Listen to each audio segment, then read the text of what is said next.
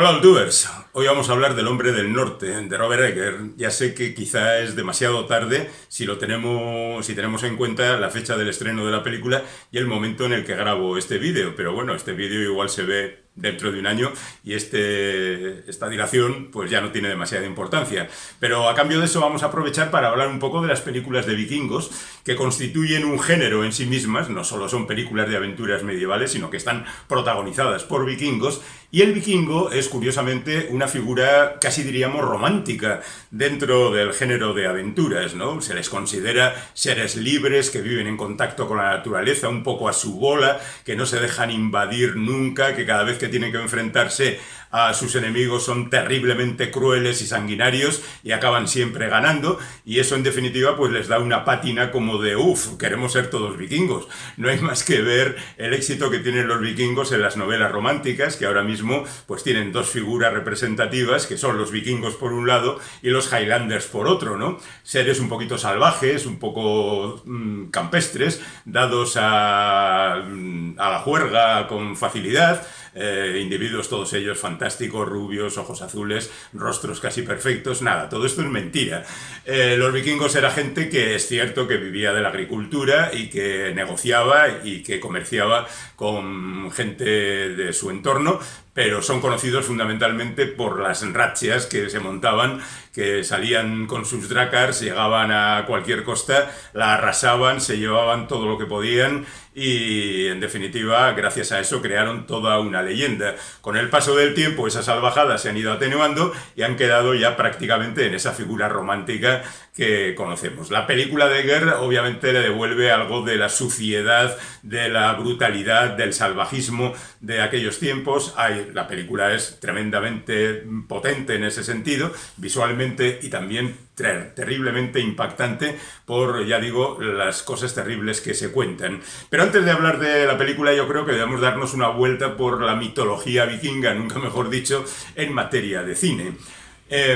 Para empezar, tendríamos que ir a los años 50, y no precisamente para acercarnos a los vikingos de Richard Fleischer, que sin duda es una referencia obligada, pero ya el año anterior, en el año 57, Roger Corman, el tipo este que había hecho, lo cito siempre porque me parece un título muy representativo, escribió su autobiografía titulándola El tipo que hizo 100 películas en Hollywood y no perdió ni un dólar. Bueno, pues era el rey de la manufacturación barata. Rápidamente, en un fin de semana, cogía a 4 amigos y hacía una película. Bueno, pues en el 57 hizo una película que se titulaba Las mujeres vikingo y la serpiente de mar, que era una película vista ahora absolutamente risible, un poco estúpida y hecha con 4 perras. Hay que ver La serpiente de mar para ver lo que se ha adelantado en materia de efectos especiales. No la recomiendo para nada, salvo desde el punto de vista curioso de ver una película de aventuras de este tipo y rodada en blanco y negro. Bueno, el año siguiente, el año 58, es cuando se hace Los vikingos, que esta ya es una película seria, y voy a decir que incluso ahora, tanto tiempo después, 60 y tantos años después, sigue siendo una película de referencia por lo bien hecha que está y porque cuenta una historia que se aparta un poco del tópico de los vikingos, porque si hay algo que se repite constantemente en las historias de vikingos es lo que se cuenta. Casi siempre hablamos de un rey o de un caudillo que es asesinado, que su hijo quiere vengarse, que igual tiene que pelear con su hermano, que tiene problemas con la madre y que al final triunfan. La verdad es que no hay mucha variación en la historia, pero los vikingos sí. Los vikingos es un poco diferente, es una película que produce Kirk Douglas, que es uno de los protagonistas, contrata a Richard Fleischer, con el que ya había trabajado en 20.000 leguas de viaje submarino, que habían hecho para la Disney 4 años antes, y se habían llevado muy bien, claro. Entonces Kirk Douglas no era el productor, ahora sí lo es, tuvieron sus más y sus menos, no volvieron a trabajar juntos, pero bueno. Otro detalle importante antes de que se me olvide es la magnífica música de Marion Archimbene, que nos recuerda siempre esa película y de hecho ha sido recuperada en algunas películas posteriores, como en nuestro último verano en Escocia, donde el protagonista quería un funeral vikingo. Bueno, pues Los vikingos es la historia de el caudillo de un pueblo vikingo, de su hijo, que interpreta Kirk Douglas. El padre lo interpreta Ernest Borgnine, cuando en realidad era más joven que Kirk Douglas en su momento. El otro hijo es un hijo bastardo que tiene ese tipo con la reina de Inglaterra. y que interpreta a Tony Curtis, y los dos quieren pillar a Janet Leigh, que interpreta a Morgana, que se va a casar con el rey malo que acabó usurpando el trono que correspondería a Tony Curtis en realidad. Como veis, tampoco hay demasiadas variaciones, pero esta película primero se rodó en Noruega, en los fiordos. Hay momentos magníficos, excelentes de rodaje, el famoso salto de remo en remo de los vikingos cuando van acercándose a su pueblo, que acaban en el agua casi todos, pero bueno, ese tipo de rituales. El hecho de que no lleven cuernos en los cascos, que también es importante, porque ya sabéis que los cuernos es un añadido posterior por parte de aquellos que temían a los vikingos, y sobre todo del teatro y del cine, porque parece que les daban un aspecto más amenazador, y todo lo que se cuenta está bastante bien medido y tiene momentos muy emocionantes. El director de fotografía de esta película es Jack Cardiff, que con el tiempo llegaría a sustituir a John Ford, por ejemplo, en el rodaje del Soñador Rebelde, y que hizo algunas películas, algunas de ellas muy famosas, como Último tren a Katanga, pero que nunca fue un gran cineasta. Bueno, debemos decir que 5 años más tarde él haría otra película de vikingos que se titula Los Invasores, y que fue un empeño personal de Richard Widmark por hacer también esta película, que llegó a engañar, y lo digo literalmente porque el propio actor lo confirmó, a su amigo Sidney Poitier para que hiciera un papel altamente ridículo, y en compañía de Russ Tamblyn y Rosanna Scafino pues se fueron a rodar la historia de la persecución de esta campana de oro que está en algún lugar del mundo. La verdad es que también se sale bastante de la temática vikinga, porque es una película de aventuras en busca de un tesoro, pero lo cierto es que Jack Cardiff no es Richard Fleischer y le quedó una película cuando menos discutible. Tendríamos en medio, entre los vikingos y los invasores, una curiosa trilogía, bueno, casi una trilogía, bueno, lo explico. En el año 61, Mario Bava, que era un cineasta italiano que ha sido muy bien considerado por la crítica, cosa que no me explico porque he visto chapuzas suyas verdaderamente de alto nivel, pues hizo una película que se titulaba La furia de los vikingos, con el inevitable actor estadounidense en decadencia, en este caso Cameron Mitchell, y con el añadido curioso de las hermanas Kessler, que eran unas gemelas que triunfaban por aquel entonces, no tanto en el cine, sino en el mundo del espectáculo. Es legendaria la danza que se marcan en esta película. La película es muy flojita, pero como la maquinaria está puesta en marcha, el mismo año y con el mismo actor, Cameron Mitchell, ruedan El último vikingo, que es básicamente la misma historia, en esta ocasión con Edmund Purdon, también otro actor estadounidense, dándole la réplica. Bueno, la verdad es que las dos películas son fácilmente olvidables, pero todavía tuvieron una continuación en el año 66, otra vez con Cameron Mitchell y otra vez dirigido por Mario Bava. Por cierto, la segunda, El último vikingo, está dirigida por Bava, pero un poquito, porque en realidad quien la dirigió fue Giacomo Gentilomo, que es un director también de Tercera Regional, que se ocupó prácticamente del rodaje de la película.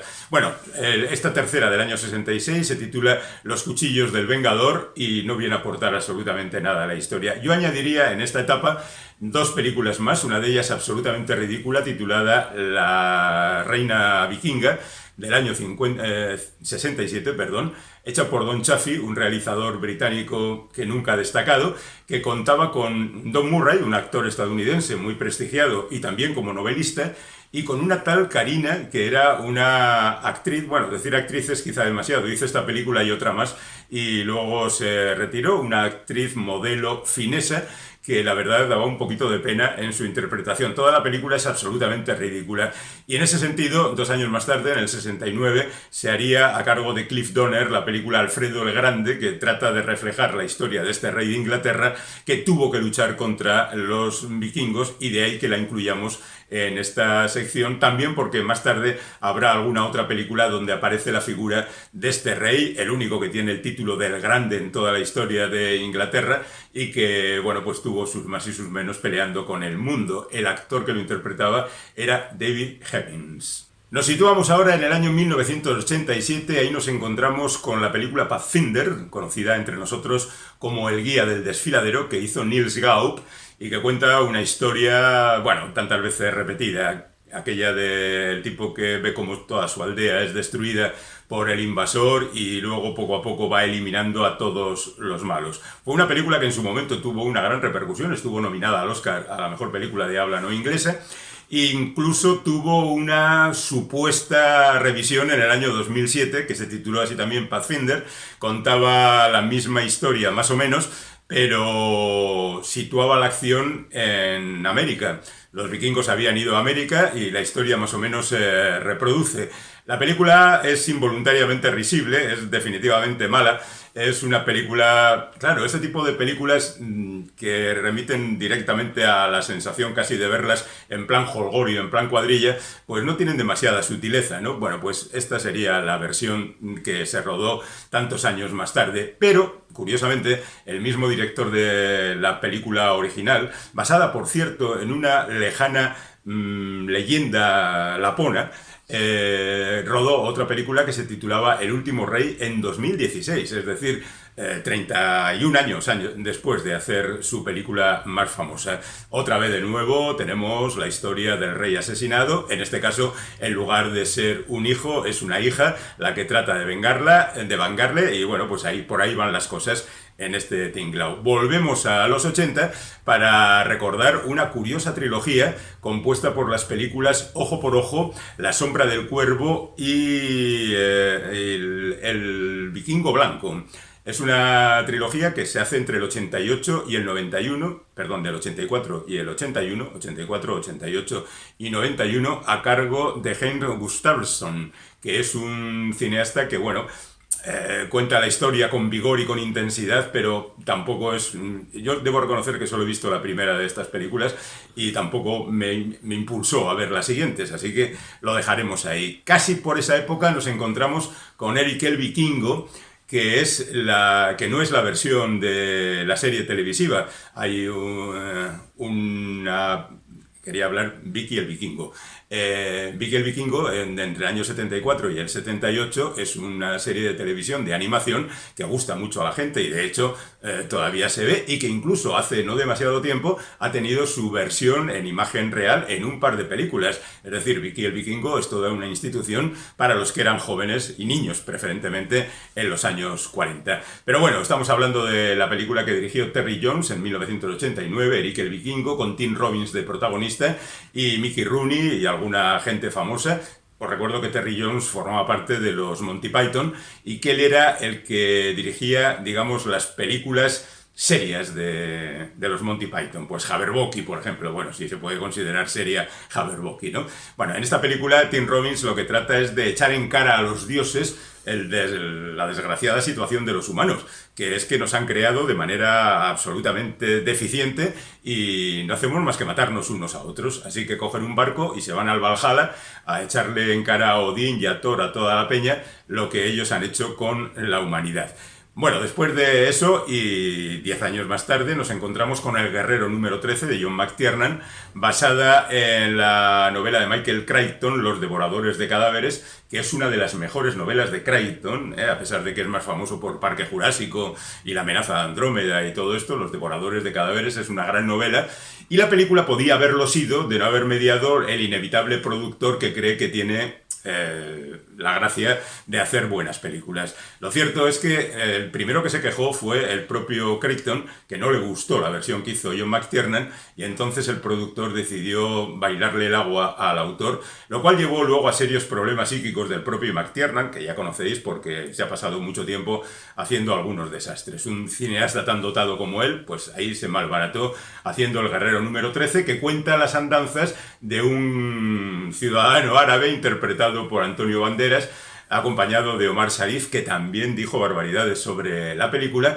que tiene que fugarse de su país y acaba en el norte de Europa, enfrentándose a unos devoradores de cadáveres, de ahí el título de la novela, que podían ser, pues yo que sé, neandertales, por ejemplo, ¿no? Y que están acompañados de fuerzas muy oscuras. La película está bien, es aceptable, pero ya digo que la manipulación no la ha beneficiado excesivamente. Y en esta línea hay una película posterior, de 10 años más tarde, Outlander, que cuenta una historia semejante. Lo que pasa es que aquí ya tenemos a gente venida del espacio. Jim Caviezel llega en una nave espacial y llega también un monstruo. Los vikingos le acogen porque es evidentemente humano, pero tienen que enfrentarse al monstruo que él ha desatado.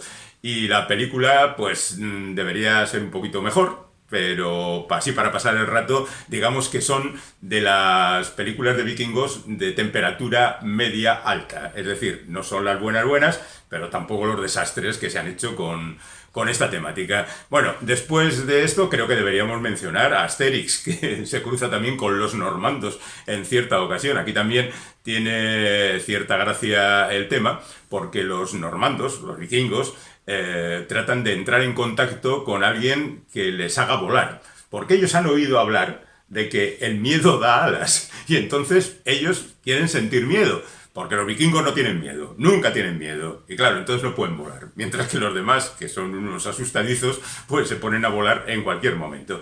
Bueno, a mí me gusta más siempre la historia de los piratas, que cada vez que se cruzan con Asterix acaban con el barco destruido y todo eso, pero ahí queda el detalle. Tenemos también la serie de Cómo entrenar a tu dragón, que es una serie de animación con 3 películas y varios añadidos televisivos, que cuenta la típica historia del chaval que tiene que montar a su dragón. El dragón no se deja y vive circunstancias pues divertidas, curiosas, muy animadas, y la verdad es que en líneas generales es una serie muy disfrutable. Así que hay 3 películas y podéis verlas, estupendo. También en 2007 se hace Beowulf, que es esa película hecha con el sistema de captación de movimientos, hecha por Robert Zemeckis, con actores muy famosos como Angelina Jolie, por ejemplo, pero que no resultó excesivamente. Beowulf es una leyenda británica, el eterno enfrentamiento con Grendel, que es su superenemigo, y bueno, pues pasan cosas igual no demasiado destacadas, se están dando de gorrazos continuamente en la película. Por cierto, que 2 años antes de esta película se había hecho otra que se titulaba justamente Beowulf y Grendel, donde aparecía Gerard Butler como protagonista y que casi nadie recuerda. Y bueno, pues no es que sea mejor, tampoco, bueno, sí, un poco peor sí es que la de Beowulf que todos conocemos. Después de eso, deberíamos mencionar una de las cimas del cine de vikingos, que es el Valhalla Rising, de ese cineasta tan encumbrado después, Nicolas Winding Refn, que gracias a Driver se convirtió en una estrella y gracias a sus siguientes películas casi en un apestado. Bueno, pues Valhalla Rising es una super película de vikingos con el increíble Mads Mikkelsen haciendo el papel protagonista y no diciendo ni una palabra. Es una película muy poco hablada, se habla lo justo, pero el protagonista no habla nada porque es mudo. Y bueno, pues cuenta unas historias, yo diría que es una de las mejores películas de vikingos, o sea que no sé a qué estáis esperando. Luego tendríamos el ciclo de Thor, que empieza con Thor, luego el mundo oscuro, luego Ragnarok, y ahora mismo estamos esperando Love and Thunder, ¿no?